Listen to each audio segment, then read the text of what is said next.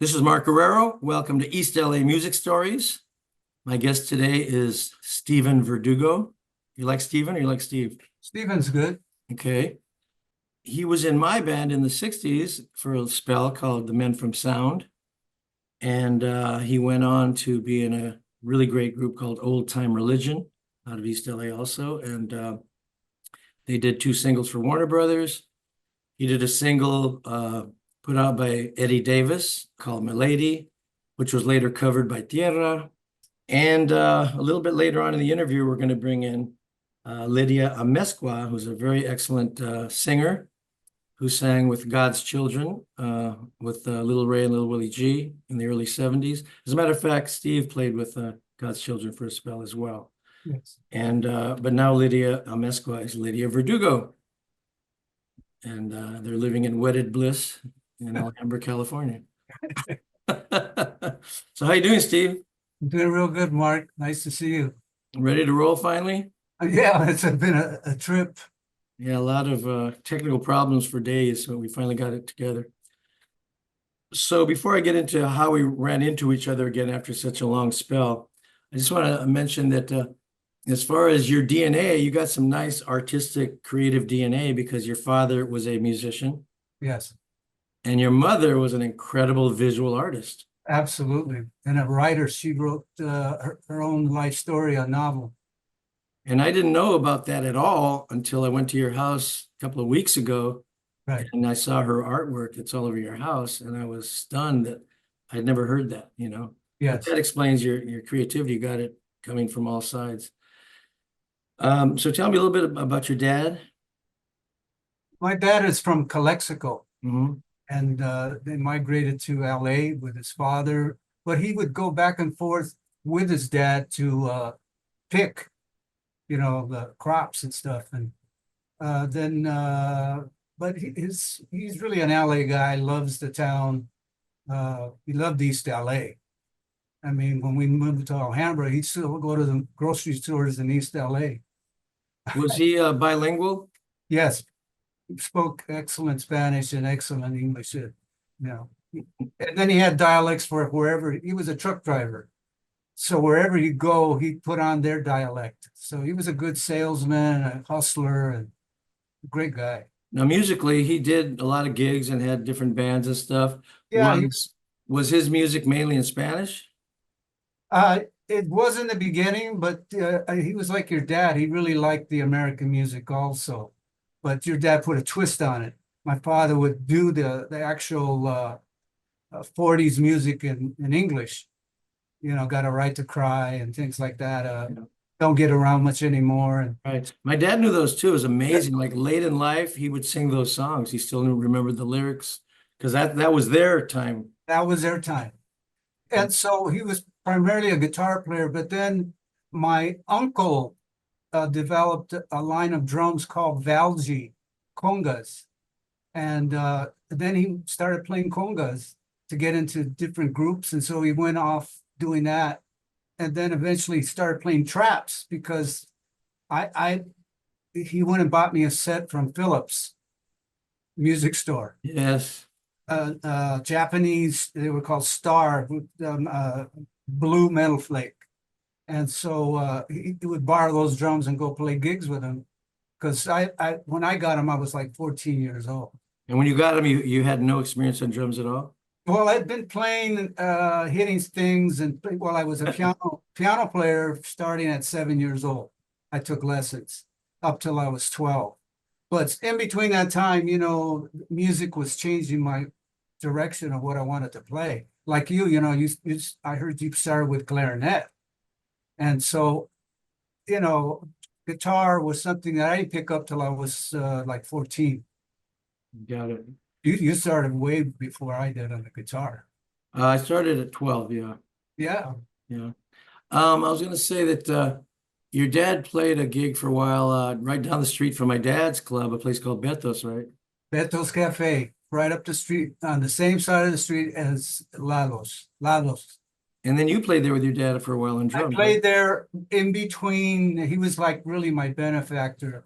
Had it not been for my father, I would have had some lean days paying the rent. And so I would I work with him on the weekends when I wasn't playing with other groups. Nice. Because really my career after you with Men from Sound, I went to Olde Tyme Religion, and we weren't gigging all the time yet, but eventually we did. Right. But during those times I was playing with him. Got it. So tell me a little bit just about your mother, about her artistic thing and where that came from and what she did. Well, it's funny. Her sister was also a real good artist, and her brother, the brother that started Valji Congas. So it was in the family, and her mother was an excellent seamstress. She was part of the exodus from Mexico during the revolution there with Pancho Villa and all that. Her her her husband was a general, and Wow. yeah, in the Mexican army. So they were kind of a privileged family, and she grew up with maids and things like that. So they taught him a lot of the arts, and women in those days had to learn how to sew, but they also had to learn how to be refined and paint. But they went on a trip out of I think to Arizona, and during that time he had to go back. And when he was there, he was assassinated. Mm. Yeah, so she had to go back and gather up whatever she had, and she moved back to Arizona, started a whole new life. And she was a privileged woman. She had to like get off her butt and do things and she already had 4 children. Wow. So they lived on dirt floors, man. I mean, it's amazing, in an outhouse and all that stuff. So they were very poor. But she had some money to open up a store. So from that point on, I mean, she was a seamstress. And so when they eventually moved to LA, that's where she met my father, like in a playground. So, but my mother was always a writer and painting as a kid. So, it was part of her life. Was she trained as an artist or was it all natural? I think it was all natural. When she got older, then she went and took some classes on symmetry and design and colors. But she really had a natural ability to draw. So you were in my band, the Men from Sound, in 1968, I believe, right? Yeah, 67, 68. 67, 68. Okay. And but I wanted to say how he got back in touch because you'll see in this story, he was in the band and then he was not in the band. And then he was in Olde Tyme Religion, and time went on. And through circumstances, 4 years later, you played on one of my records. Yes. We will discuss Rock and Roll Queen. And to my knowledge, I don't think after that, maybe we never saw each other again. You remember any time after that? Not too many. No, I really can't. I think up till that point, I was seeing you around because we were doing recordings at Abbey Sound. Yeah. And I sang background on one of your things. Opportunity. And also we did another song, How Many People Want to Rock and Roll? We recorded in the room. Maybe you weren't there for that one, but No, but that was after Rock and Roll Queen, though, right? it was. Okay. But still, No, it wasn't. it was before. It was before because we were still together. Okay. Yeah, because John was playing slide guitar, so the Mud Brothers were still together. John Valenzuela. Yes, John. But so then it is possible we didn't see each other after March of 72, right? 52 years go by. I know, man. And I go to meet Art Brambilla, who was my manager in the early 70s, at a coffee shop in East LA. That was just a few weeks ago.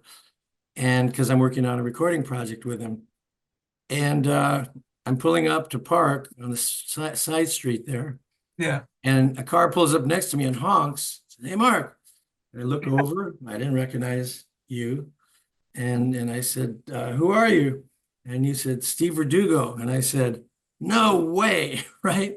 Yeah, absolutely. First of all, I didn't recognize you. But second of all, 52 years. I know, man. And it would have been 1,000,000,000 to 1 odds that we ran each other that we ran into each other at random. It wasn't the case. You happened to be taking something or picking up something from Art Bambilla at that coffee shop. Right.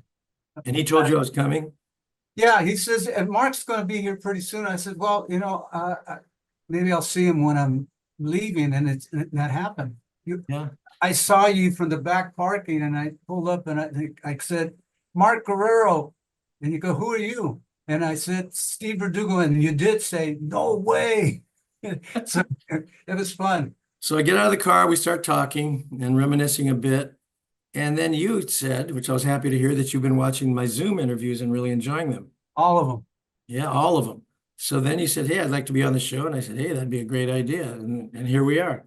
Yes. And in the meantime, I went to your house and saw your studio and heard a lot of your stuff and met Lydia Yeah. and had some great tacos, Yeah, healthy tacos.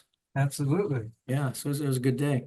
So here we are. So we get to tell the story, and it's great because you can help fill in the piece of a puzzle of the men from Sound, because I'm going to interview Richard Morin pretty soon too, Oh, wow. and he'll have some things to add. Tell them hi. Yeah, I will. So so as I remember, wasn't the Men from Sound the first band you were ever in? The first band was my band at 14 years old. Okay. What And was that? that was from Salesian. When I went to Salesian High School, we got together. I was the drummer, and I had two guitar players, no bass player, like we said in those days. And Ray Ballesteros, Aaron's older brother, Sax player? sax player.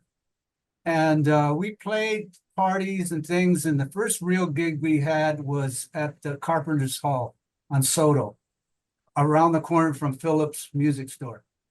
And this is a story that I like telling because I told my dad, we need a bass player. He says, well, I got one.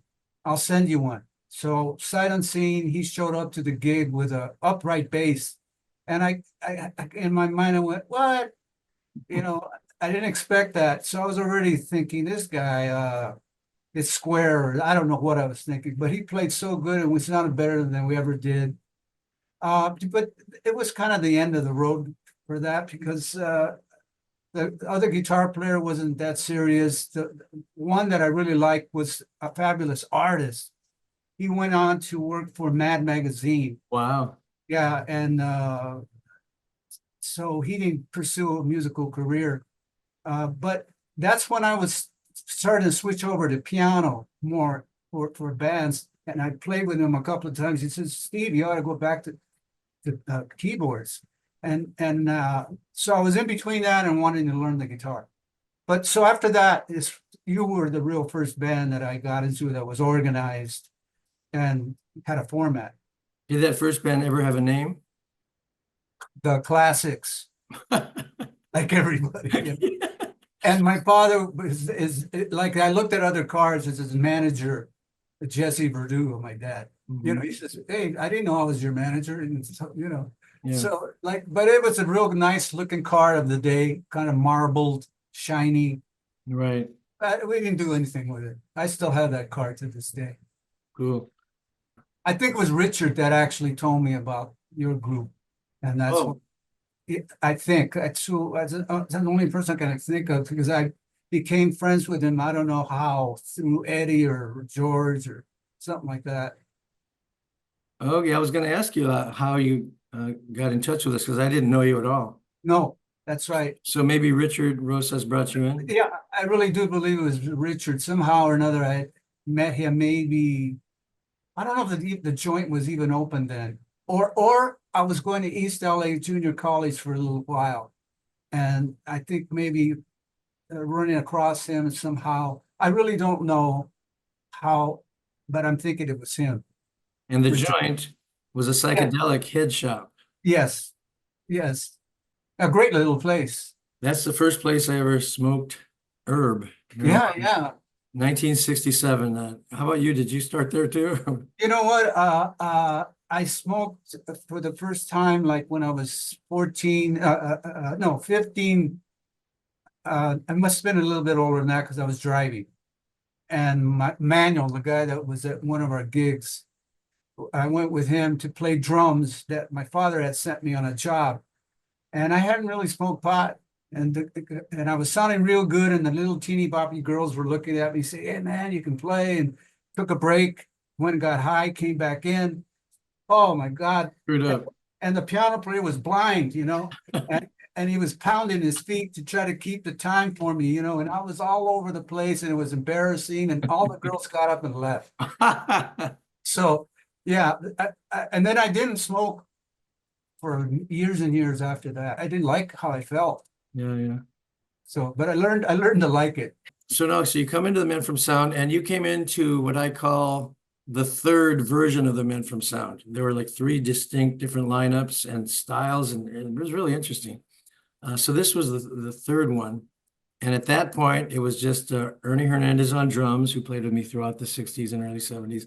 Rick Rosas on bass, who played with me through the 60s and early 70s. And Richard Morin. Yes. Richard Morin. Right. And that was it. And so it was a 5-piece. Uh-huh. And as I recall, you came in playing Wurlitzer electric piano. I don't remember doing that. I think it was really. Yeah, because you used to play Fool on the Hill. Okay. Remember that? I don't remember playing that. My role in my brain is that I was only playing guitar. Well, you know what might have happened? When you came in to rehearse with us, you had the piano, and I remember you doing Fool on the Hill. You sounded really nice. Uh-huh. You had that smooth McCartney-esque voice on that. But maybe when we started doing the gigs, you were just on guitar. I don't know if you did piano I on. never saw in any of the photos live that the keyboard is up there. Yeah, what kind of guitar were you playing? Your guitar, probably. Because all I had at that time was an acoustic that I put a pickup on it. And it was kind of a flame Gibson. And I remember playing the Montebello bandshell with that guitar. That was my guitar. But up to that, I was using your Stratocaster or something like it. And I was using my Telly, I think. Yeah, and it was that the Esquire Telly? Yes, it was an Esquire. One of those yellow ones. Yes. That guitar, I wish I still had it. I mean, I've done the same thing. I got rid of guitars that I loved. Yes. Okay, now I got it. So in my mind, you were in the band a very short time. I would say maximum 6 months. Do you agree with that? Yeah, probably. Yeah, not more than that. Yeah.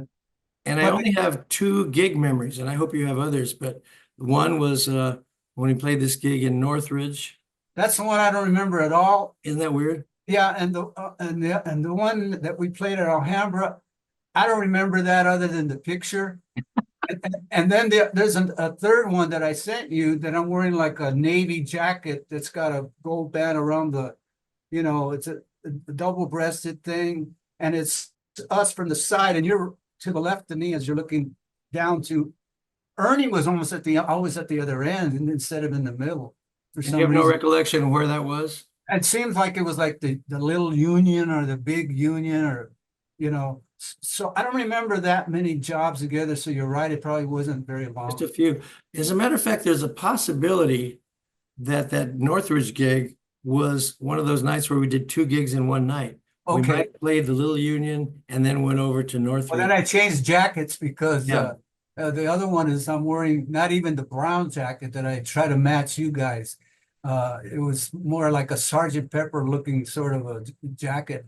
Yeah, so it could have been a different night, but on the other hand, I remember sometimes you got very hot and sweaty at the one, and you'd have to change your shirt or something. Oh, okay, you're right. So we had these really cool corduroy, dark brown, double-breasted coats. Yes. You didn't have one, No. and probably there was no place you could match it. That's So right. you just wore one with the same color, Kind of brownish, yeah. different design. Yeah, that one you can see real good in that one that we're in Ernie's family room, that living room that Richard Morin and Ernie and I are in it. Yeah, well, all the pictures will be up here as we talk, so people will be able to see them. Yeah, and my hair is straight like yours. I had straightened it. It was like, yeah, because like I told you, my hair's sort of curly. As I got older, it got a little more relaxed. But yeah, I look at that picture, and I was also trying to be a surfer at the same time, all that era, Yeah. Your hair was a little long though, right? It was starting to get long, and it looked longer once you straightened it instead of it tightening up, you Yeah. know. The only songs I remember us doing were Magical Mystery Tour. Yes, That was good. yes. Roll Up and the three-part harmony, and Yeah. yeah, that was cool. And then Spooky, which And Lady Madonna. you did Lady Madonna? No, no, we did Lady Madonna. And I even complimented you on the harmony. See how they run. That's a nice little Oh yeah. thing they did, and that was you. Yeah, it's a nice little harmony there. Who sang lead on it? Do you remember? I think you did. Okay. You know, actually, I don't really remember who sang lead, but you know, it's funny. That song is the low key for Paul, Yeah. He wanted to sound like Fats Domino. and he did that. Yeah. Yeah. And you know, when you see him in interviews, that's the first thing he does. He'll sit at the piano and play Lady Madonna. Yeah. Plays it so great, man. Yeah. Well, he's got a killer left hand because he's left-handed. And the piano, that's the one you want. And speaking of Paul McCartney, he was and is, I think, your idol, your favorite, right? Absolutely. I want to touch that guy if I can. Let me just touch you, Paul. Yeah, yeah. Have you seen him live at all? Yeah, a couple of times. I saw him at the Forum, and I saw him at I don't remember the other venue, but it could have been there twice. I saw him on his Speed Over America. I forgot the name of the. Oh, I know what you mean. It's not Speed of Sound. That's it. The Speed of Sound tour. Okay. And then I got tickets to get real close from a friend, and I only had one ticket, but I went. And so, yeah, it was great. I didn't like when he got off the bass, the band dropped, you know. Yeah, I mean, Denny Laine was good, but when Paul got off the bass, the whole band didn't feel solid. He corrected that with the latest lineup he has now. I mean, they're incredible. Oh, yeah. I saw him at the Forum too. I don't know if you were at the same tour, but I saw him around 92. That's it. Is that the one where we did Fool on the Hill and the piano went way up, Yes, like 100 feet or something? that was it. Yeah. Yeah, his voice was still hot then, man, and you Yeah. know, and Linda was doing her thing, and they had a sound. They were very good. Now, I saw the Beatles 3 times in the 60s. Did you see the Beatles? I saw them at Dodger Stadium in 65, 66. 66. But what I did remember was how good their harmonies and vocals sounded there. When they sang, it was the Beatles, man. It was so good. And even the Circle were damn good. I remember the Circle there. Yeah. Yeah, and the Knickerbockers were another one. Were they there? I'm not sure. I don't think so, man. I'd be surprised. But Because remember they had that song called what was it? Lies. Lies, and it sounded like the Beatles. Sounded just like the Beatles. Yeah. Yeah, but yeah, that was a great night. You saw them twice? I saw them at Dodger Stadium 66, but in 65, I saw them at the Hollywood Bowl Wow, when Cannibal and Headhunters opened for them. wow, And before that, I saw them at Balboa Stadium in San Diego. wow. And I just recently, like last week, found the ticket stubs again. I lost them. I Man, have the ticket stubs, all those shows. that's worth money on eBay. Could be. Yeah, could be. So anyway, the Beatles meant so much to both of us. And my favorite was John Lennon. You know, I love Yes. Paul, but John's my guy, you know. Yes, absolutely. So yeah, they've been a wonderful influence on both of us, really. Absolutely. So anyway, the other gig was the gig when we opened for the Standells at Alhambra High School. And the Standells were a big deal because they had a big hit called Dirty Water. Yes. And also on the bill was a group called Second Helping. And we found out later that the singer of that group was Kenny Loggins. Yeah. Kenny Loggins before he became famous. Yeah. And I think I told you that he went to Alhambra. He did not. He went to San Gabriel Okay. High School Okay. because that's where he knew Dan Garcia. Mm-hmm. And on my website, there's a little clipping from the school newspaper about the show. And it says, the Men from S.O.U.N.D played a set of top 40 songs or whatever, including Spooky and Magical Mystery Tours. Yeah. So it's there. I have that on my website. And a couple of the Standells poster. And I don't think we have a picture of us. No, there was 2 pictures taken of us on stage that day, but they were so far away and blurry, so I Yeah. can't use them. Yeah. So do you remember any other gigs? Or that's about it, huh? That's all I can remember after this long, and even those are a blur. Right. So you're in the band a short time and you left the band. And I remember when you left at the time, you weren't that happy. Yeah, I wasn't happy. I was very immature. I had a lot of ideas, and you were the leader of the band, man, and you were very good. I think I was a little jealous of how good you were, and but it was me. I know it was. I know for darn sure it was me. I needed to grow up a little bit, and also get a little more experience. And somehow, there again, Leon had this apartment, Leon Beckett.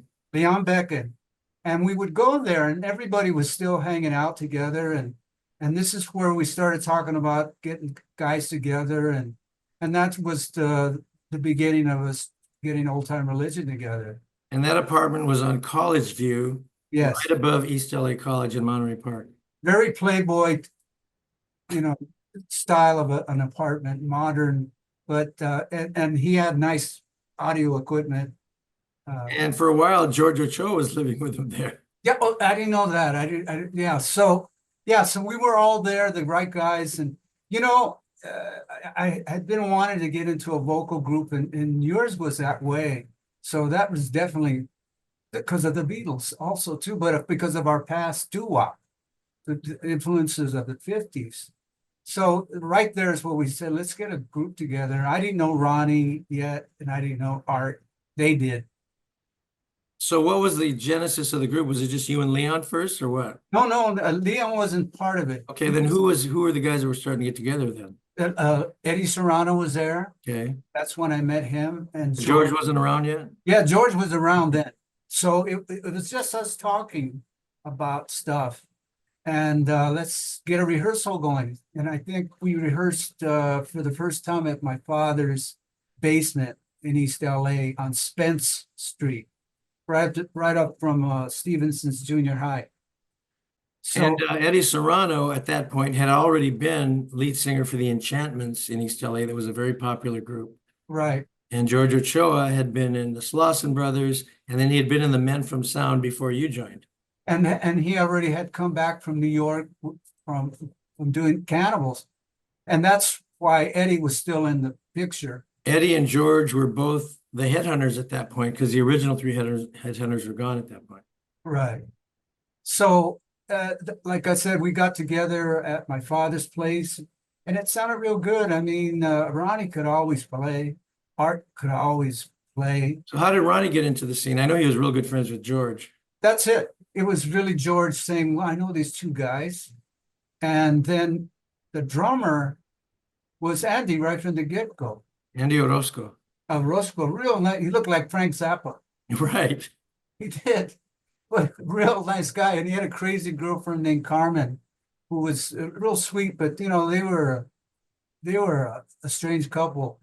We went to Vasquez Rocks one time, and she was beating him up on the top of a hill or something like that, you know, showing him how much she loved him. Okay. You know, I love you. I love you. yeah, it was like that, you know. And they'd make up, and he'd be all lumpy, and she'd be all lumpy, and they'd be kissing each other's lumps. And then they'd have sex after that. And they'd have great sex after that, you know. But so he was a character, and he fit right in with us. He was a low-key guy, and he didn't rock the boat. And he had a good time. Okay. So you had Art Sanchez on bass, Ronnie Reyes on guitar, George Ochoa vocals, Eddie Serrano vocals, you on keyboard and vocals? Yes. Was that, and then Andy Orozco on drums? Yeah, so that's when I was using my Wurlitzer a lot, and playing some rhythm guitar.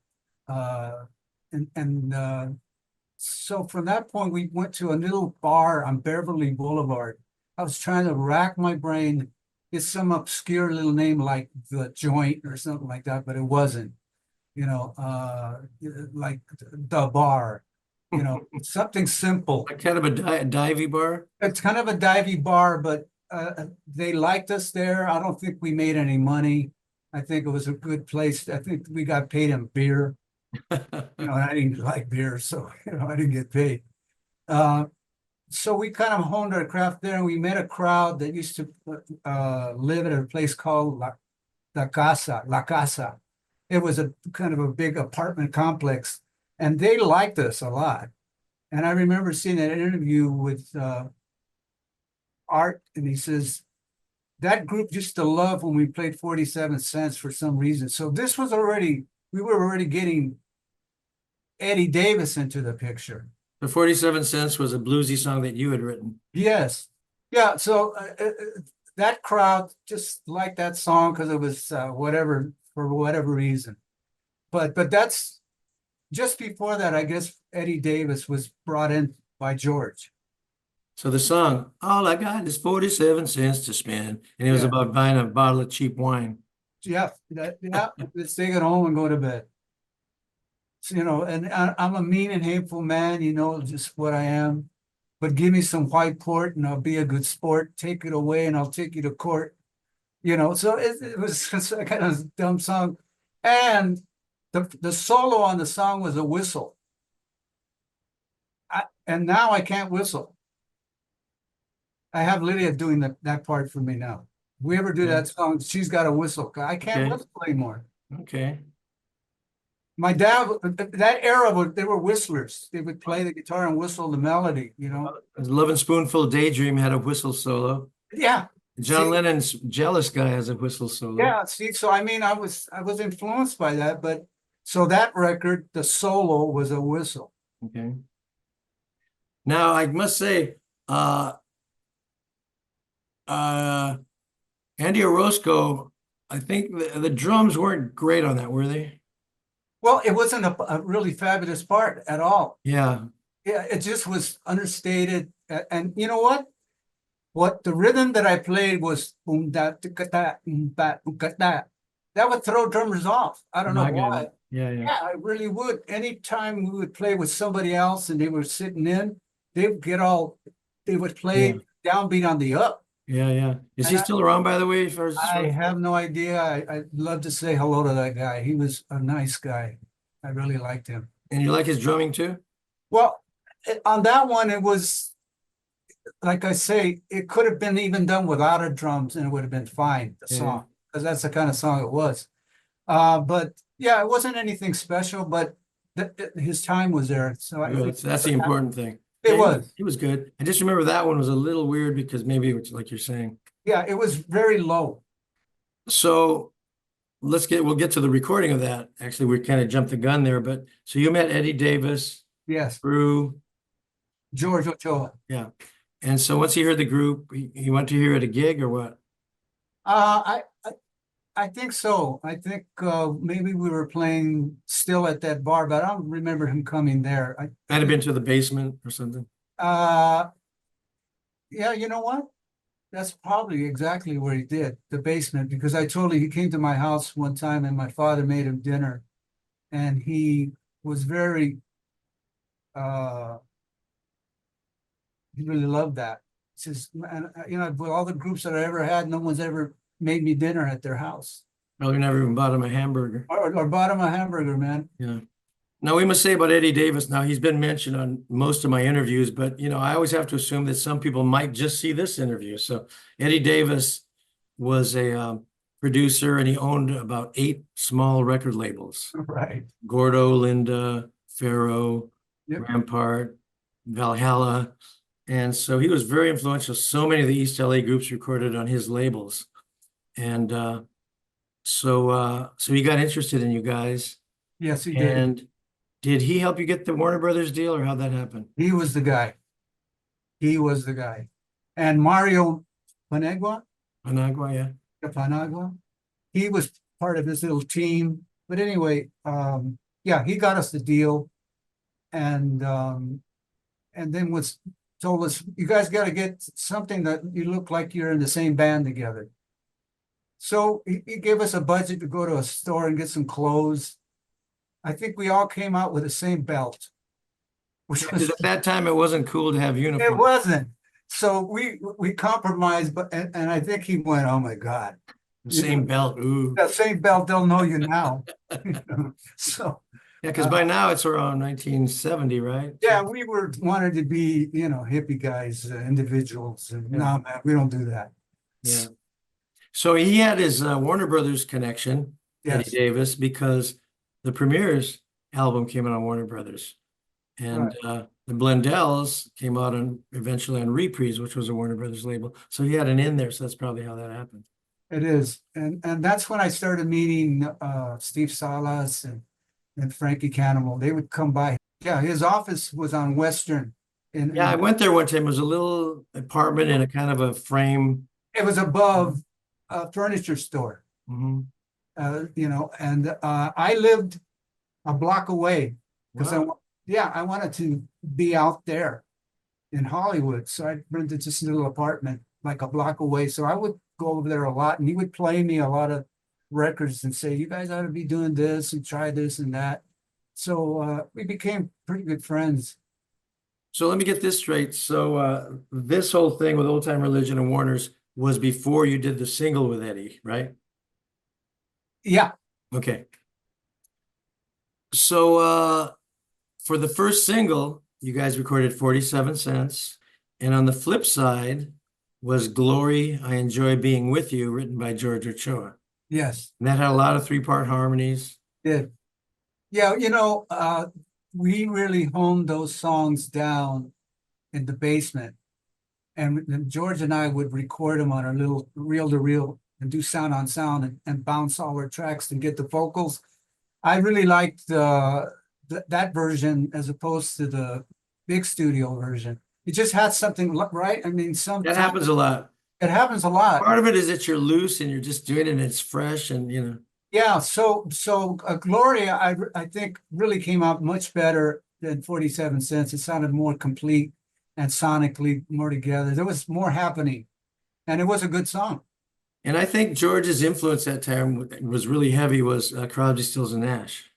Yeah, it was, and for me, I had a real good high falsetto. So when we started doing that type of music, I was always Graham Nash, and I actually had a very strong falsetto. So, and then eventually Art started singing more and more, and his voice was just as high. Art Sanchez? Yes, absolutely. I didn't know that. Yeah, he was, and in the interview that he gave you, he was right. Everybody sang. Ronnie has a really good voice too, and so we didn't lack for vocals in that group.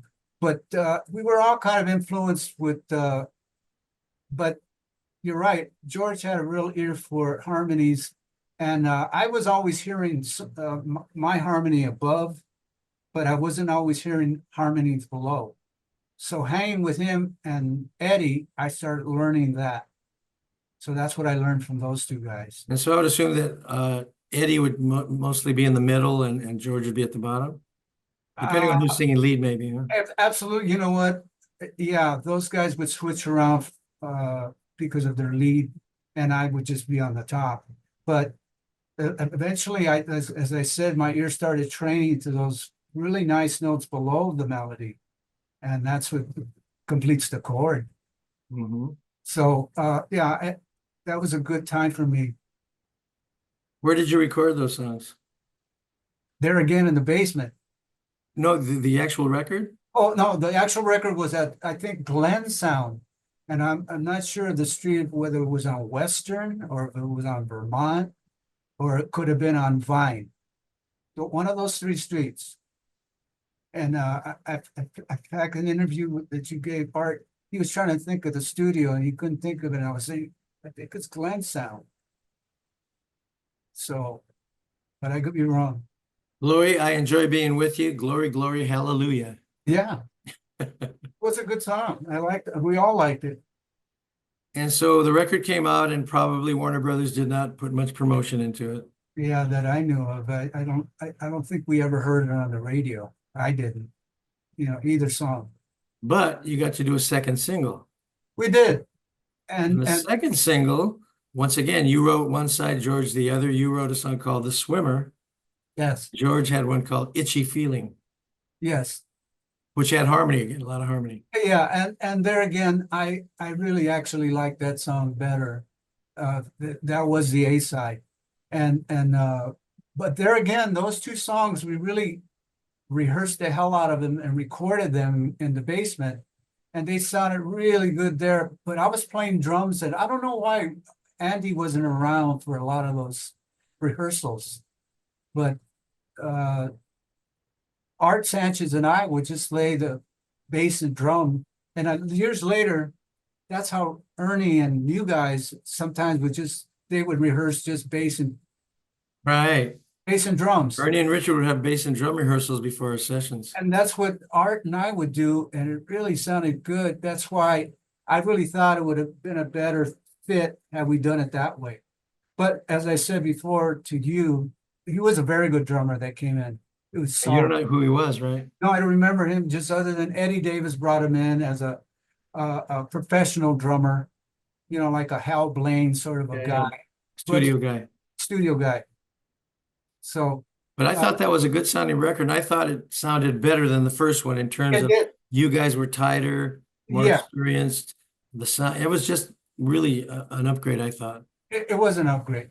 And I liked the Swimmer a lot. I liked the song. I liked the groove. It was different. Right, yeah, and the Swimmer idea was from seeing that Burt Lancaster. Oh my God, I remember that movie. Yep. What a weird movie. He would just go jump in people's pools and swim and go to the next pool. Yeah, and it had really nothing to do with the song either. So, but I just I called the boat the Swimmer. That was the name of the boat. I got it, but I remember that movie. That's crazy. Yeah. That was a cool record. I liked the Swimmer, Yeah. So you did the two things once again. No promotion was forthcoming, No, but they're good records. They're really good. right. But none of us got promotion really. No, we didn't. These LA groups. Yeah, and so that was Old Time Religion, and I don't know. I kind of thought it was something, and I wanted to do something else, and But before we get to that, we got to talk. Okay. We got to talk about Carolina Lanes for God's well, sake. that's what I mean. We played the Carolina Lanes, and that was a wake up call for all of us because the place was like a strip club. Now, was that before or after the record that you were playing there? This was after the record. Okay. Yeah, we already had gone to Bakersfield, come back, and this was a place that we played there probably 2 years at least. Yeah.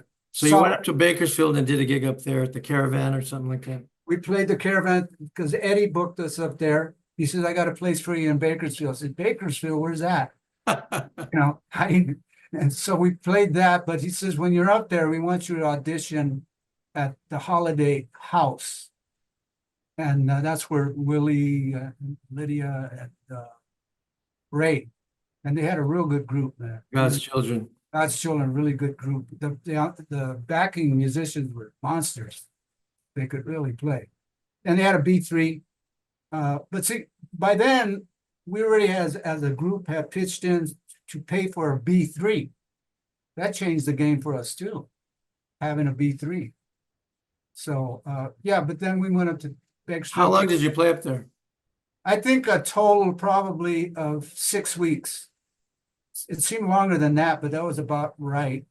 And you auditioned at the other club? We auditioned, and that's when I met Lydia, and but we didn't get the job.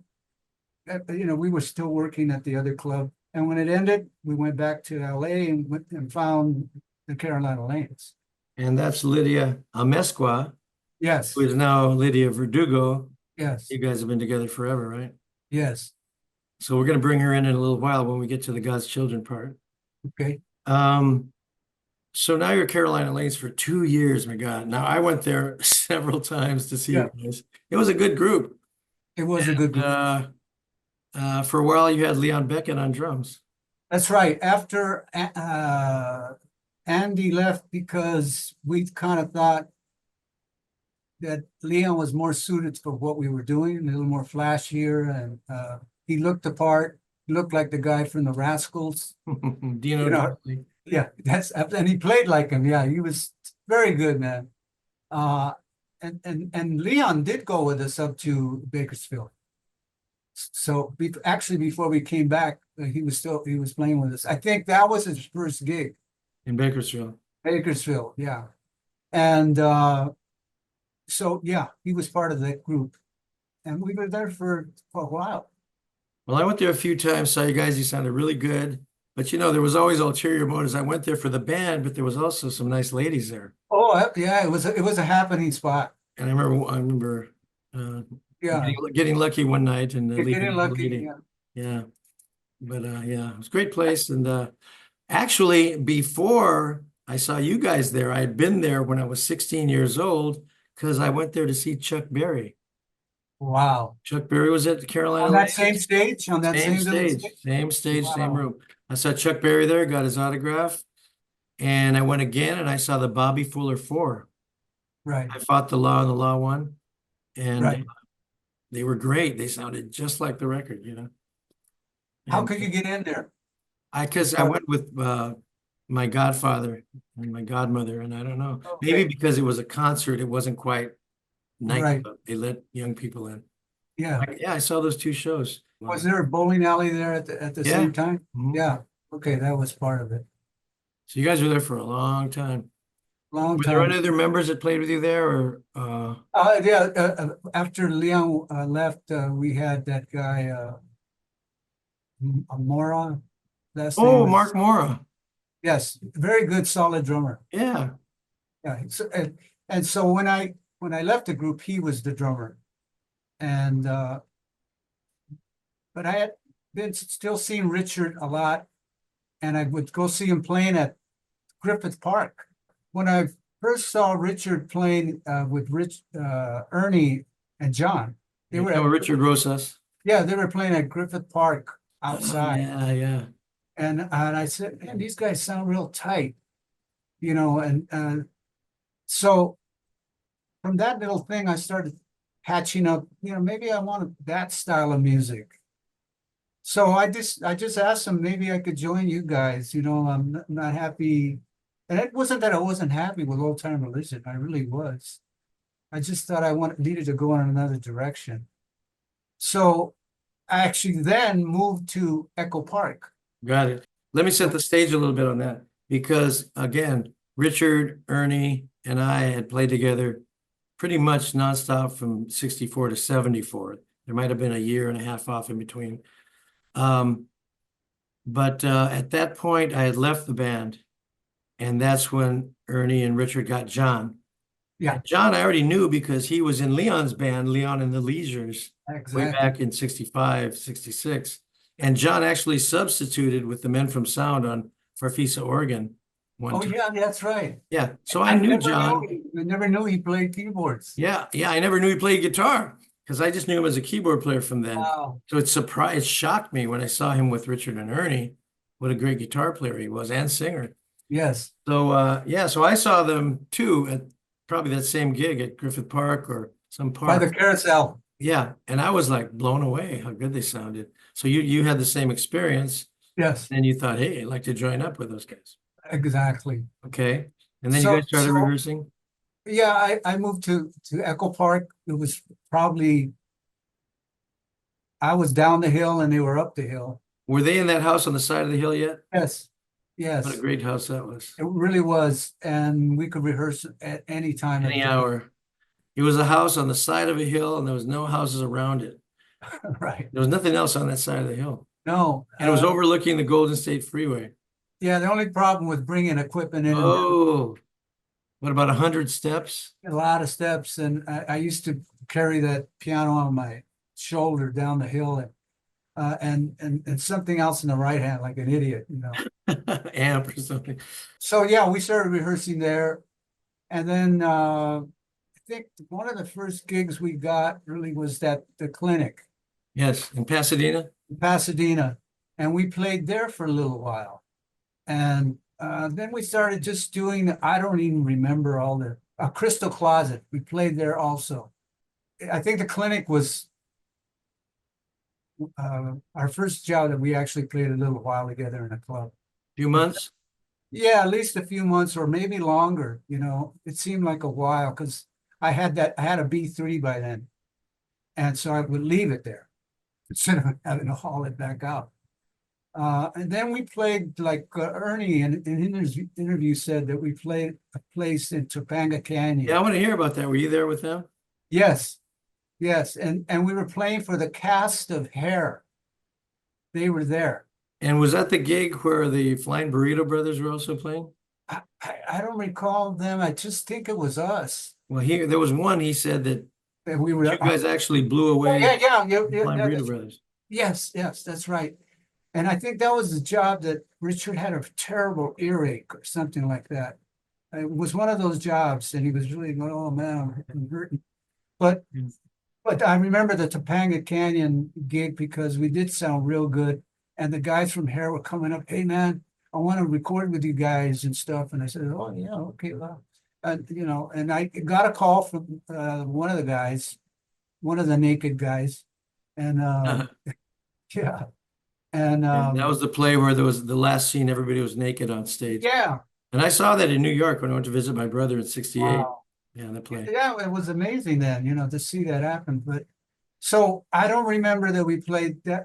After that we would probably play house parties a little more. Well, let me say something about the Flying Burrito Brothers because I don't want to disparage them because they're a legendary group. But for those who don't know, the Flying Burrito Brothers were one of the early country rock bands.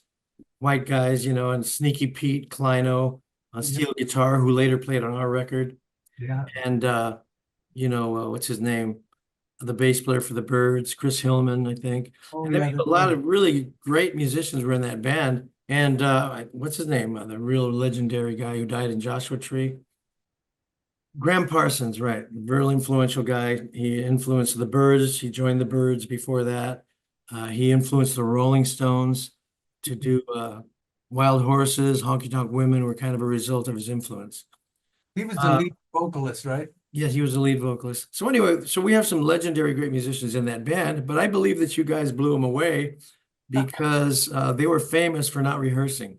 They were Oh, famous for drinking and playing or being on drugs. So they were often very loose. They'd play the troubadour and they'd be loose. oh yeah. And you guys were really, really tight. Yes. And, so I can see where you might have actually been more powerful that night. That's what I thought. Yeah. So is there something else you want to say about that period? Because I want to talk about the clinic again. Yeah, no, the clinic is another place that I thought that was kind of a home for us. Yeah. And we played a lot of styles there. And I think was the attraction for them also that when I joined the group, I brought in a whole nother style. Right. So you guys, and I witnessed it, were really, really, really good and really tight. You played a lot, you rehearsed a lot, and I was very impressed. But as good as you guys were, you never really made a record, right? No, we never. I have one recording of us at the house on the hill, and it's on a reel-to-reel. I got to get a player for it. Mm-hmm. But Well, you guys also played, didn't you play at the Santa Monica City College in that band shell? yeah, right. We played there. Yeah, and I remember seeing Eddie Serrano. Were you there that day? I think I was. Yeah, and I did 47 cents. Okay. All Yeah. right. So, but here's the interesting thing. Well, it's all interesting, but so now coincidentally, I had left the band in around 1970, and I wound up teaming up with Art Brambilla, who was kind of my manager, and he helped me get a deal. He helped me get a deal with the legendary Lou Adler, producer of the Mamas and the Papas and Carole King. He took my demo around, and Lou Adler was interested, and Warner Brothers was interested. Ted Templeman, no less, Oh, the yeah. guy who signed the Doobie Brothers and everybody, he was interested. So we had to decide Lou Adler or Ted Templeman. And we chose Lou Adler because he had grown up in Boyle Heights in East LA. And so he was familiar with the East LA vibe and the whole deal. And so we went that direction. Now, looking back, I might have made the wrong decision in this regard. I made a great record with Lou Adler. And I mean, it was the biggest time thing I ever did. I had Hal Blaine and Joe Osborne on drums and bass, the Wrecking Crew. I had Mary Clayton and Darlene Love on background vocals. Darlene Love of the Crystals. Mary Clayton sang Just a Shot Away with the Rolling Stones, and Yeah. legendary singer. A 20-piece string section, Wow. big time, you know. So it was a great record. You listen to it now, it stands. But I might have fit in better at Warner Brothers with Was that that the one vibe. you played for me? Probably. Did I send you a video of it recently? No, no, we were sitting in the living room and you played me a track and I think that was it. Was it at the time or lately? Uh, no, it was at the time. Oh, I may have. Did I actually sing it to you or play you the record? Played it. You played it on off your phone. Oh, okay. I thought, and I said, wow, that really sounds It good. sounds really good. I'll send you a video of it after this. But no, I'm very proud of that record. But I'm thinking, number one, I got lost in the shuffle after that because Tapestry was just out and it Yep. became the biggest selling record of all time. So there was no time for me. He was just off with her, you know. Yeah. So that's one reason I probably should have gone with Ted. But the other one is I thought that I fit into that Warner Brothers vibe with the Doobie Brothers and Yeah. Ike Cooder and all the people they had over there. And later Christopher Cross and all that. So, but you know, that's the way it went down, and I'm happy I got to work with him. It was great. And so that's what was happening, what I was doing in that 1971 period. And then through art, I got an opportunity to kind of audition for Capitol Records. And that's when he convinced them that there was a lot of talent in East LA. They gave him a budget. He had worked for Capitol in the merchandising department, so he had connections.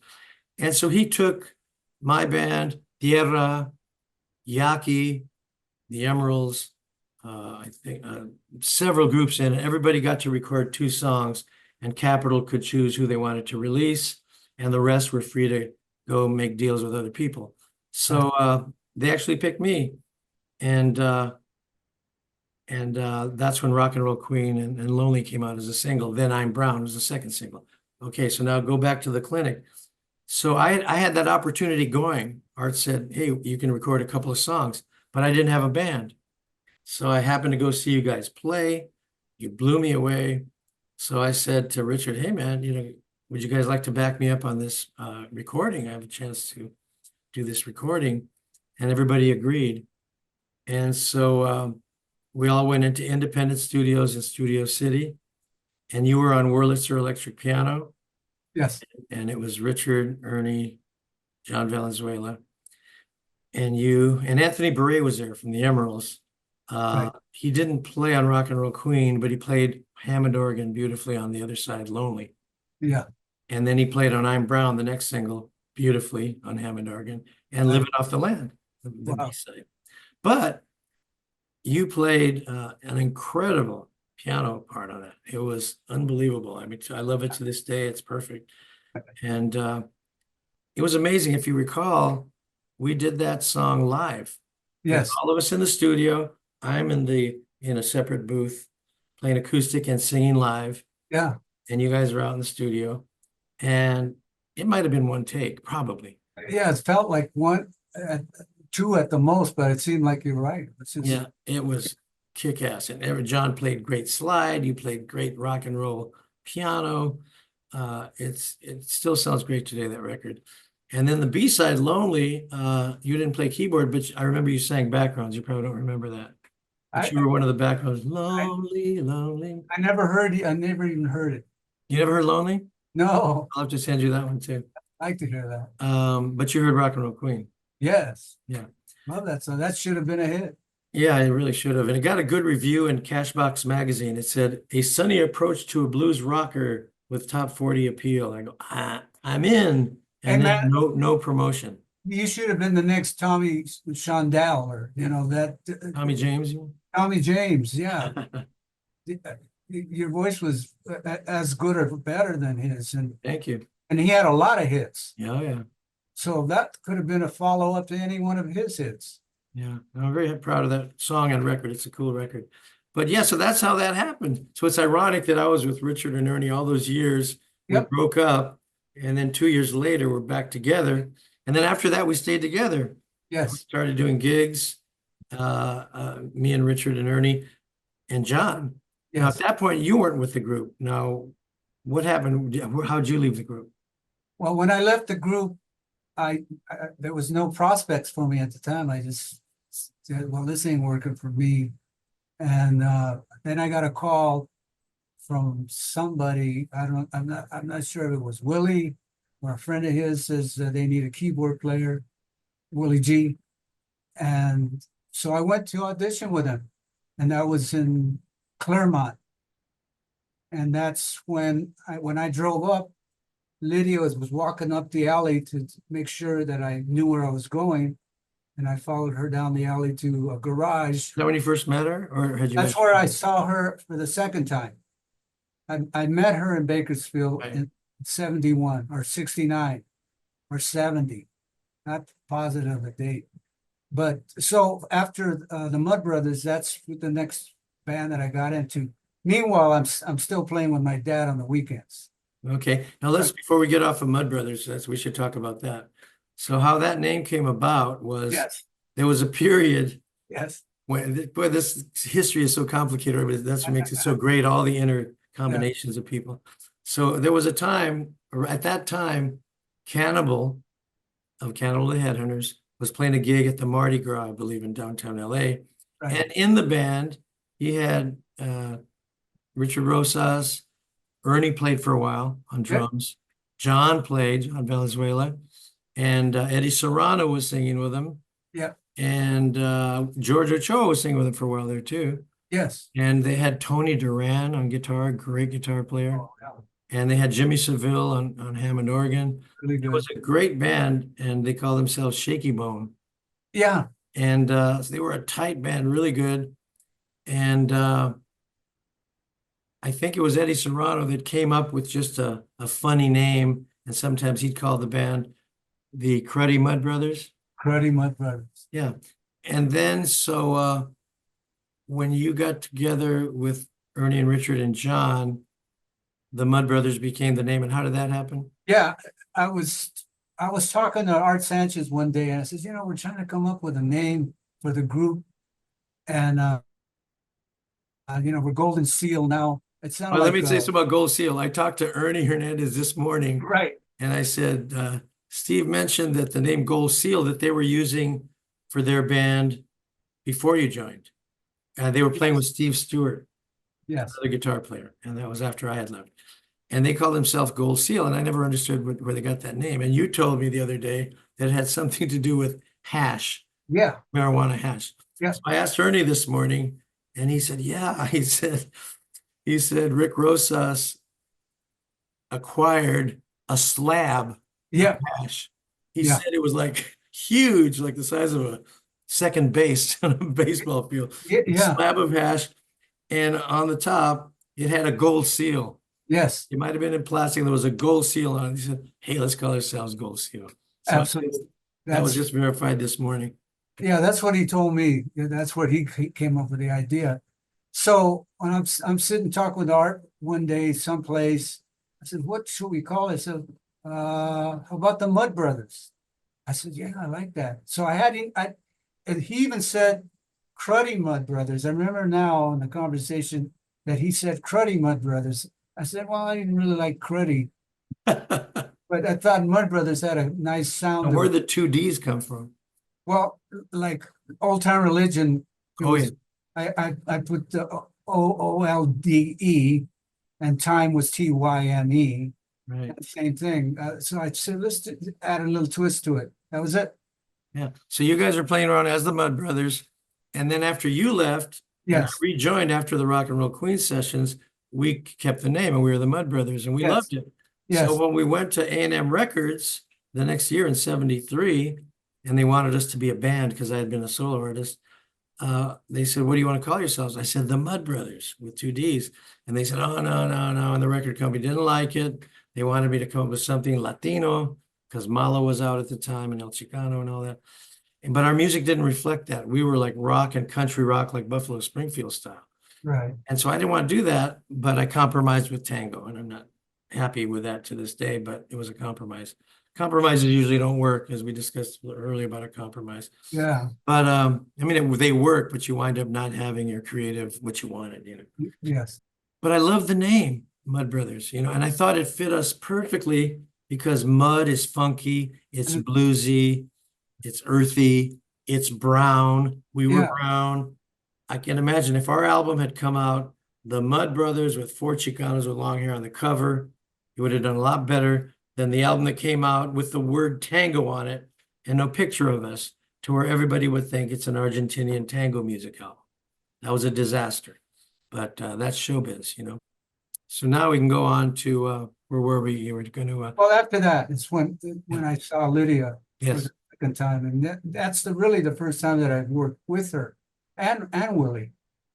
And we And Ray was gone by then, right? Ray was gone by then, and the rest of the guys that were part of God's Children in Bakersfield, they were gone. So he assembled some other a guy named Spider who was playing guitar. Who I Who was he? Was it Spider Velasquez? uh, Because he was great. yeah, he was kind of a stocky guy.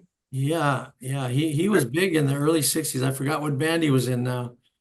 Oh, I think it was the Desires, but he was a great guitar player. Yeah, a nice guy, and he played a black Les Paul with 3 gold pickups. Wow. So, and then another, I forgot the drummer's name, but I think Larry Shavana was the bass player, and he was very good. And who later on I went into another band with him. So Willie, Lydia, and I rehearsed for a while, and then we were playing at the Rendezvous Club in Huntington Park. And we probably played there at least a couple of months. And then I told him, you know, I can get a better place to play. So that's when we went to the Carolina Lanes. And we played there. I don't think we were there more than a month. I don't think we had the right material yet. We didn't have enough in the book.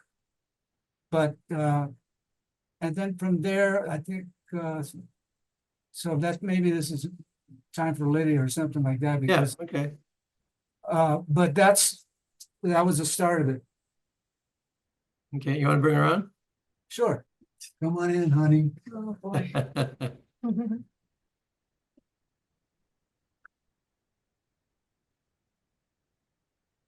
Hi. Yes, hey, you made some great tacos the other day. Oh, thank you. Wow. I could sing and cook, right? Oh, sing and cook. Can't ask for more. There's another But question. yeah, and by the way, you're an excellent singer. I heard some of your tapes you did with Steve, and sound world class to me. Really good. Appreciate that. Thank you. So tell me about when you first met Steve. I remember that day over tacos, you were telling me Oh, that my. you liked him right away. It was love at first sight. Immediately, he got on stage to audition, and here's these other 2 guys. I didn't even see them, and he smiled out in the distance, and I said, "I'm going to marry that guy one day." I called my mom. I just met. She goes, "What's his name?" I said, "Steve something." Well, find out his last name. I did. I said, "Lydia Verdugo." That sounds good. And we became friends, and everybody around us knew we were going to end up together, and we did. And you wound Still up here. singing together for many, many, many years. And So tell me a little bit about God's Children in Bakersfield and what that was about. well, it was just a big band with 2 singers that were sisters, or two girls that were singers, but I was the lead singer, and we were a great band. But all the egos got in the way, like it can happen, you know. And I was already in love with Steve, so I wasn't interested in keep it going. Were you involved at all with the record or records that God's Children made? I did Put Your Head on My Shoulder with Willie. Did you hear that one? Did you ever hear that song? Yes. Put Your Head on My Shoulder? Yeah, I did. Yeah, I was involved in that. Did you do more than you did several recordings with? Because they made Yeah, quite a few yeah. recordings. Yeah, we did. I was in there. And they made one record that wound up being the theme song to the Right. Matt Lincoln show. Yes, Were you on yeah. that? Yes, I was. Where involved. was that recorded? Do you remember?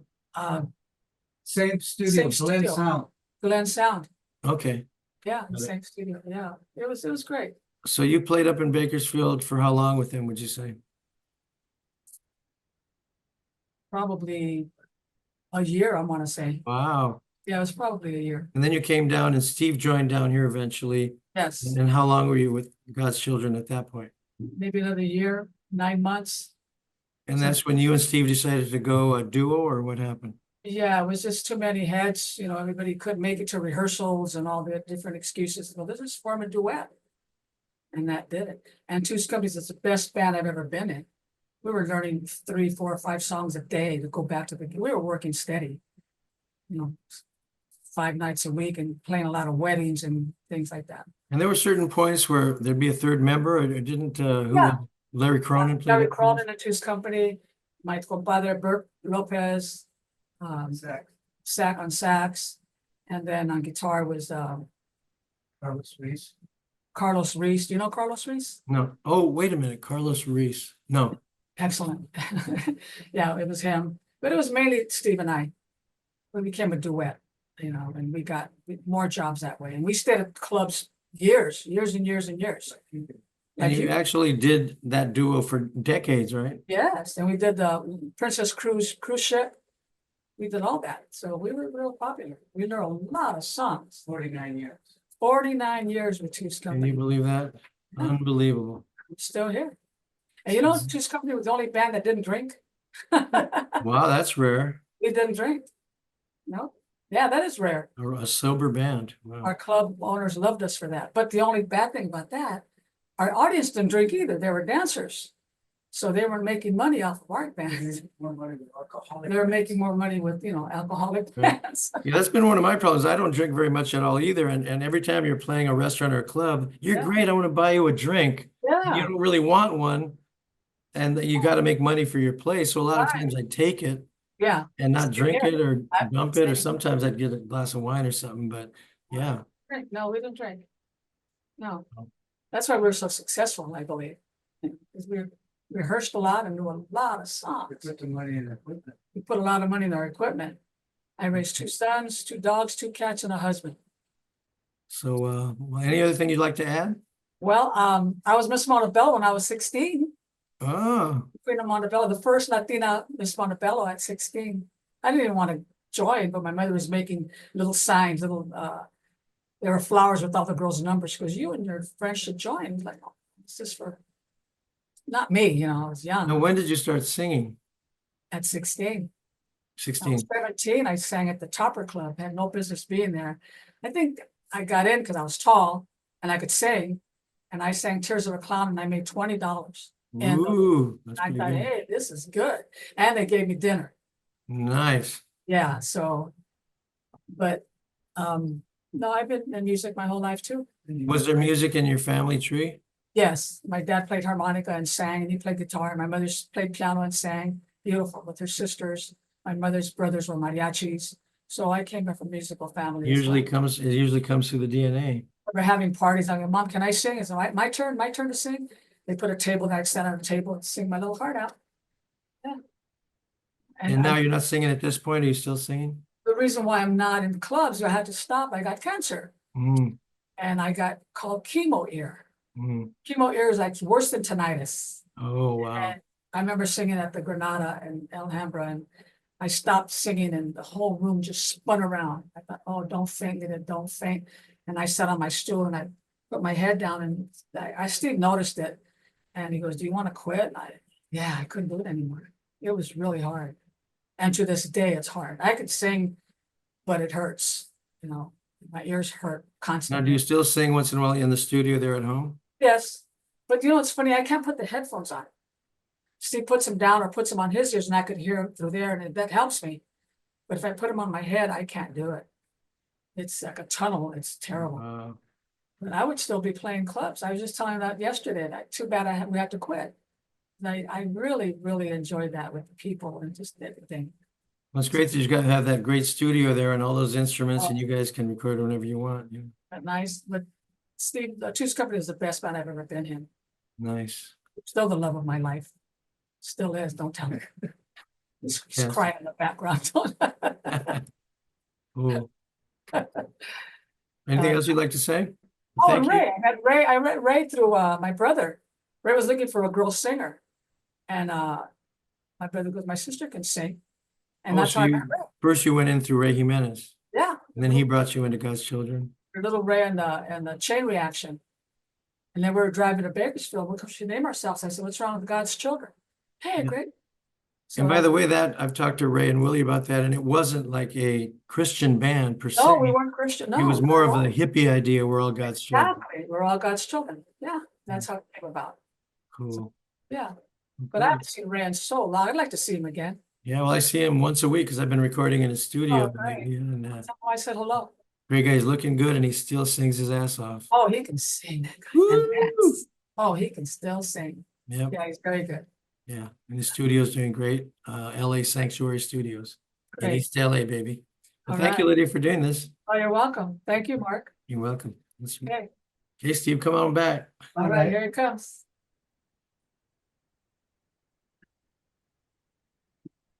Okay, that was the little woman. There, the little woman, the little lady. But you know, Hmm? because of Lydia, we were able to put all our resources into equipment. That changed the game for us because I was getting the best synthesizers and sequencers and the reason I got into sequencing is this guy. That's an amazing thing, man. And that's what made me want to get more into the horn sound and stretch out into more jazz and things like that. So up to that point, I had been playing key bass and just a Wurlitzer and, you know, but with that changed everything. I saw this guy at the NAMM 1980 show, and he was playing Penny Lane on this thing, and I went, wow. Oh, And he befriended me. His name is Niall Steiner.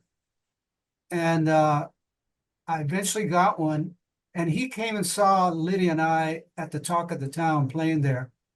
And he said, hey, I want you to come to my house. I want to ask you how I can sample some sounds so I can trigger them from this thing. So I went, and because of that, he started playing actual samples, and he MIDI'd it into a sampler. sequencer? Yeah, and then was able to trigger it. And from that point, this guy just really took off. The first EBI that I got from him in 1980 was just an analog sounding instrument. This guy that I just got like 2 years ago there's no sound coming from it, but you could trigger a module that has any sound you want. Sax, trumpet, in fact. yes. Yeah, and the breath behind it and the dynamics. So, but with Lydia, I wanted our band to sound bigger than it was, just bass, piano, and vocals. So this way I could actually get up and play my guitar and the horn on through songs. So she was real good about that. I said, we got to get this. I think we had one pair of sheets, but we had a Lynn drum machine, you know, and that was like $2,000 in 1982. And I remember getting it and saying, Burt Bacharach's got one, Paul McCartney's got one, and I got one. And because of it, it had that real nice drum sound. So when you played Juno 106 for a bass line and a DX7 II, this was even before I got into workstations like the Korg M1 and then the XP50 and then now the Motif and all those. We were sounding big and full. And that's why I think plus we played a lot of diverse music like you did, I'm sure. That device you just showed, I heard you play it when I was at your house a few weeks ago, and man, it was amazing the way you can play that thing.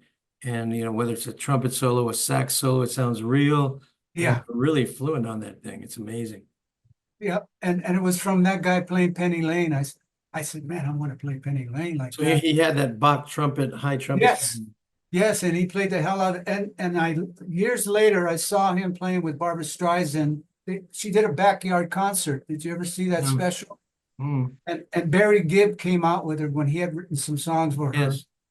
And they did a duet together. But in the middle of the show, she stopped the show to highlight the guy that was playing this electric trumpet. And she says, his name is Niall Steiner. And she said, play a little bit of something. And then he showcased all the sounds. So I said, I know that guy. You know? Yeah, but he was a real nice inventor type, real quiet, but brilliant. Well, I want to get to your studio, but we forgot a major thing to talk about. We skipped something, and that is your single with Eddie Davis. Yeah, my single, you know, and we recorded that at Ike and Tina Turner studio, Bolick Sound. Okay. Now that was after the Old Time Religion singles on Warner Brothers, right? It was, Was it right directly after that, pretty close? yeah, it was like 73. We did that in 73. And I went in there with just my nylon string guitar, a pair of Valgi congas, Richard Rosas jazz bass, and that was it. And there wasn't even a piano on it. He loaned you the bass? He loaned me the bass. He would always loan me his bass when I was doing tracks. And that was, I always thought that was nice of him to, you know, not worry about me handing it back all messed up. But He played that bass all his life. yeah, and so yes, that's what I went in there and recorded it.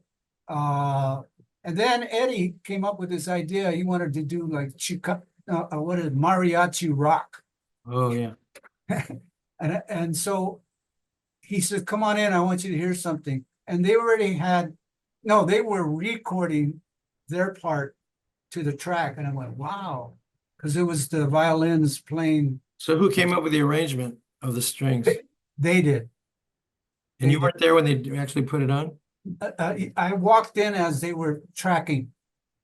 But they worked across the street from the Mardi Gras. They were Los Camperos. Oh my God, those are the best mariachis in the world at the time, just about. They were the guys, man. Oh my God. And they did double up on the guitarón.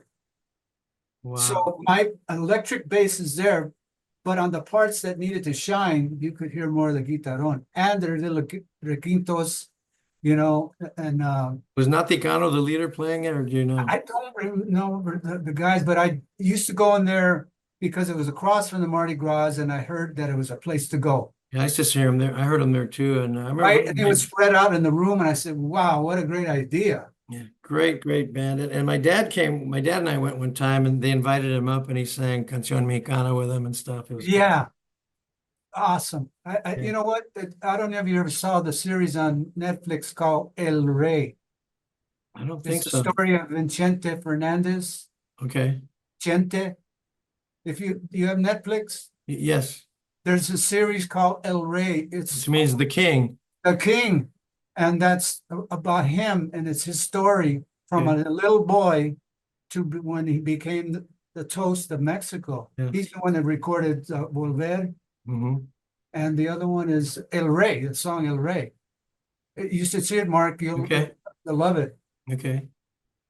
So let's talk about the song. Let's talk about My Lady, what inspired it, and tell me about the song. I during that day I was going around with a girl that had long. She was a Mexican girl, but her hair was real long. And it was sort of, and she was like a blonde, and it just kind of went with the idea, you know, how a girl with long hair and stuff will tease you, and so it was about her. What did the lyrics say? It was Today I met this this lady with long what hair? long silky hair. And she said, "Boy, I love you." What'd it say? She said, You're crazy. Yeah, but I like you anyway. And so, and now the birds are singing and flying high. They seem to reach out and touch the sky. Ay, ay, ay. So that's what I threw that in there. And I don't know why I did that, but that was the impetus of the song. Yeah.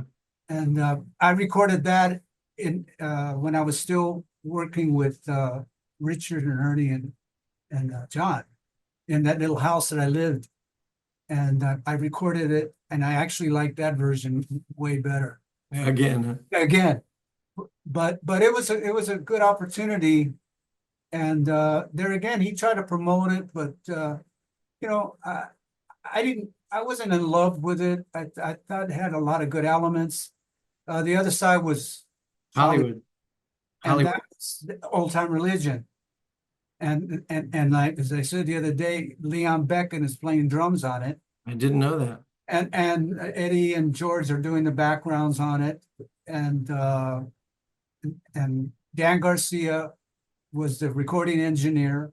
Eddie Davis was the producer. And that was at a recording studio called Living Sound. Okay, so you've done that before with Old Time Religion. Yes. First you recorded My Lady with That was at Bolick Sound. okay. Oh, the I Continue Turner. Yeah. Okay. And it was a real nice studio, but And then years later, Tierra. Right, right. But before we get to Tierra, I just want to say that there were a ton of vocals on there, right? Tons of backgrounds and Yeah. answers. Man, Yeah, that's there you go. It's Paul influence all the way, and Emmett Rhodes, oh yeah, we both loved Emmett Rhodes. another hero of ours, man. Yeah, he was in the group The Merry-Go-Round, and they had a big hit called Live.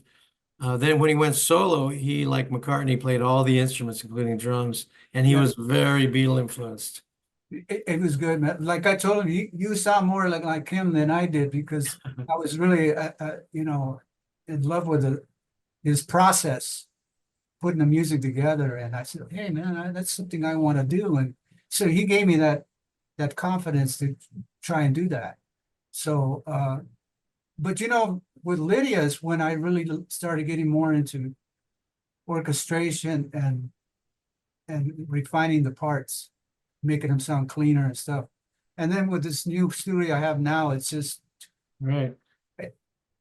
So, but before we get to your studio, I want to talk at length about your studio too. But so the song Hollywood was a very old-timey, sort yeah. of like Paul McCartney When I'm 64 type of a song. Absolutely. There's a line that the money that we save, we put it in a sack. Right. It's from one of their lines. And Mm. so, yeah, it was totally Beatlesque. And Honey Pie. Yes. Boy, I love Honey Pie too. That's a great Honey one. Pie, but yeah. And we did a good job on it. But so we were looking for the B side, and he said, well, let's use that. And when he was trying to promote it, he even lied to the guy. No, that's him doing all the parts, just like on the other side. No, But I you know could it. tell it didn't sound like just one guy. And that was released on, was that Gordo Records? Gordo. Yeah. Mhm. I used to ask him, why do you have so many labels? He says, it's for taxes, man. He was a real good business guy. Oh yeah, definitely. Okay, so One other thing I gotta thank Eddie Davis for, even though he's no longer with us. He really got me going into making sure you did your taxes, mm, joined the Musicians Union, mm. and I still get a pension from them today. Boy, I quit the Musicians Union. I joined in 1969 when we made our records for Cap Records, MCA, Yep. and with my group 1984. I joined the union. I was in the union into the 80s, and I moved out here to Palm Springs, and I'm playing all kinds of gigs, and the union would come to my Oh, yeah. gigs and want dues from me. Oh, And- yeah. And they weren't getting me any gigs. I wasn't recording anymore. And they were like taking all this money. So I just, I'm just going to quit the union. So I Yes. quit. I quit in the mid 80s, so I probably would have gotten some kind of pension too, but I got nothing. Yeah, it isn't a big pension, but you know what? It helps. And the guy that I have to also thank is Alfred Rubalcaba. Well, I know him. Yeah. He worked at the union. Bass player. He played in Tierra on their second album. And he was good. He was very good. And but he says, man, I'm gonna what do you call it? Vest you. So he put in a submission, so I was vested. So that means I didn't have to pay any more Oh, wow. into it after I had accumulated so much. That was the thing. But you had to have another member vest you. I So didn't that know was really kind of him to do that. But Eddie was the guy that says, no, man, you should get in the union, and in the years to come, you'll have a pension. So thank you, Eddie Davis. Yeah. So getting back to your studio, it's amazing. I mean, you got all the equipment you need, you got all the instruments, you can see all the guitars behind you, but you got that synthesizer thing that can play all the horns, you got the keyboards, drums, you have a drum set there, you can record anything you want, anytime you want, and you've recorded tons of stuff, original music and cover tunes, Yes, your gigs. yes, absolutely. And what I like about this guy is that everything's plugged in. So that's a lot of the time you have to be doing this, with a patch band. Everything's ready to go. Everything's ready to go. And that makes a big difference. Plus, it took me like 2 years to figure out how to use this DAW. Mhm. But now that I do, it's just, man, it's easy to get there. Now sometimes I'm just sitting here, okay, well, you got all this stuff. What are you going to do? So Right. you know, the energy level when you're young is like, I can't wait to record. Right. So, but I'm always trying to find new songs to do. I like classical music. And a lot of the things I've been doing lately have been more orchestrated like that. That's nice. Well, before we forget, we got to get back to Tierra. Yes, So you recorded My Lady with Eddie Davis in 73, you said? 73. And then let's see, around the same year, I believe, Tierra had put out their first album in 72, which is a great album. It's Monster. called Tierra on 20th Century Records. Yeah, monster album. And then they wound up signing with another label. I think it was Sal Sol, Yeah. kind of a salsa label. And they put out their second album called Stranded, I believe in Yes. 73. And they did a cover of My Lady Yes. with Steve Salas singing lead. Now, do you know how they got a hold of the song and stuff? As I told you before, I thought for years and years that Art Brambilla brought it to them. And one time when he came to my studio, he said, no, I never did that. I said, well, who did? He says, I don't know, but they brought the song to me and asked me, what do you think? I said, well, he says, I like it. You should do it. So they did. But, and I ran into, what's his name? The bass player with Los Lobos, Lozando. Conrad Lozano. Yeah, Lozano. Lydia and I ran into him at Alvera Street, and he said, man, we love that song, man. Because he was still with them, right? Before he was with Los Lobos. Let's see. He was with Tierra on the first album, and then he left. He and recorded the so- bass on My Lady. He did? Yes, I didn't know he was still playing with them on that he second. was still playing with him and that group. Okay. Because I ran into him and the trumpet player, piano player, badass guy. Oh, David Torres. Yeah, they were Gen- there. Genius. Genius, man. This guy played trumpet and he also played a reed instrument at the same time. He you know what I mean? Trumpet is a whole other armature. You're saying David Torres did that? Yeah. Oh no. He played the stick. The That's what stick. the Yeah. the stick. stick. I mean, whoa. Chapman stick. Chapman stick. So He went to the Berkeley School of Music and everything. yeah, and he was a humble guy, man. And he went on to play with Poncho Sanchez for many years, music director, He piano. died too young. Oh, I know. He played on one of my records, Room for the Latin and Rock and Roll, Wow. in '88, and he played the killer Montuno piano. Yes. Nice guy, humble, great.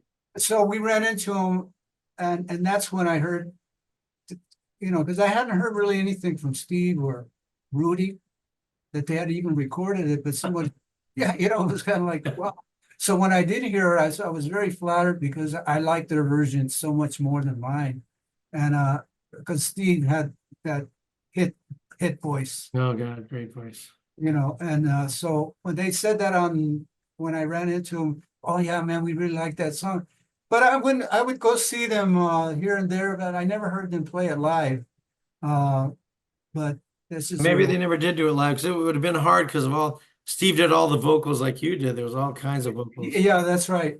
But so I was very happy to hear them do that. I love those guys. I thought they were so good. Oh, yeah, absolutely. So, anything else I think to say? Let me look here at my notes here. Well, you played the cruise ships. You want to say anything about that? Yeah, we did that in 79. Yeah, for 3 months. We went from here to Puerto Rico, back and forth through the Panama Canal. Lydia swam through the Panama Canal in the swimming pools Mhm. as we're going through, so Oh, yeah, right. yeah, so, and I never ate so much great fruits, and that's the first time in January having watermelon and fruits that at that time weren't available to the local grocery stores. Now they are. You get fruits from all around the world now. Yeah. 10 sweets. Oh yeah, and during that time we took our 10 speeds with us. So in every island that we went, we'd go down the gangway and people would say, where'd you get the bikes? I said, well, we brought them with us. So I rode on every island. We rode Nice. and went horseback riding. It was like one of the best times in our life. I even had like a suntan, but next to Lydia, I never, I still was a Yeah, white. you're pretty white for a Chicano. Yeah, I but you thought I know, was white. yeah, when she came back, she looked like she was an island girl, you know. But it was great, and that's when I saw all the great entertainment that's on those ships. They work so hard, everybody doubles up and other actors on the main room, and we were in the lounge. And one day somebody got ill and I had to play upright, an electric bass for the show. And that was a kick. But overall, the money was good, the food was great. And we did that for 3 months. And then we went back to just playing clubs again. Mhm. If I hadn't done that, I wouldn't have seen the world at all. That's why when I spoke to you last about trying to go to England like you have, that's going to be on my bucket list too. You gotta go, if you love the Beatles, you gotta go to I do wanna the touch- pilgrimage to Liverpool. I want to touch the ground, and they walked on it. And I'll be there again in late September, Yes. doing those Chan Romero No, tributes. if I had anything to say, I wanted just to thank my mother and father for supporting me, because I wouldn't have made it. My dad was a real generous guy, like your father was to you, I'm sure. You know, taught you some of the ropes, Mhm. but more, monetarily, he supported me for a long time. So yeah, God bless my parents, man. They were the best you could ever have. And so if musicians don't have that, you're probably not going to get there, you Mhm. know. So that's about it. I mean, it's been a good ride. We're still going. Lydia and I are still making music. I just figured a way to record her without headphones. You know how that is? Oh, no speakers? You put one speaker on, you don't touch the levels any after you've recorded them, but you put the person behind the microphone on a dynamic microphone like a 58, and you record the track without singing. So you have a track of you hearing the rhythm track. Mhm. Then you do the vocal in the same exact spot. And then you put a phase cancel on the track that had no singing on it, but had the background voice leaking onto that track. And another thing, you don't put your vocal on the track that you're playing back the track. Mhm. And then when you press that phase button, it goes away. Amazing. Yeah. That's how Sinatra used to do it. Cool. So it's just like you would hear a normal bleeding from the headphones, but minimal. So now we have a way for Lydia to sing, because I miss her singing, on the tracks that I played for people, they say, where's the girl? And I said, she's here, but we got to find a way to get her on there, because it hurts. Yeah. So Cool. that's about it. And I want to thank you, Mark, for really being the first band that I got in that actually sounded really good and professional. And you were always a professional, and you still are. What you're doing for people that are coming up, they're seeing what happened before them, and I'm sure they're getting inspired by that too. Cool. Well, thank you, man. Appreciate you doing the show, man. And you, Lydia. Thank you, Mark. So I'll see you guys soon at some point, right? See you soon. Let's record, Mark. Okay, and more tacos. More tacos. More tacos. We got Okay, it. thanks, guys. Bye. Bye. Bye.